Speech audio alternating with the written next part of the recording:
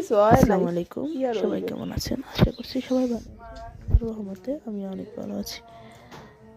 আমাদের গ্রামে মোটামুটি শীত পড়া দিচ্ছে, এই জন্য আমার যা সকালবেলা উঠে নাস্তা ভর্তা করবো করতেছি। ভর্তা দাও আমারে জানিমু কালকে কি বার? কালকে কি বার? হ্যাঁ, মঙ্গলবার, বুধবার, বৃহস্পতিবার। মা মা গরম। মঙ্গল, রফিকা তো ভালো করে দিতে পারবো। ও না, রফিকার কলে কেনা রফিকা লয়ে যাবো তো স্নাইড লেগে ডরেও কেনা।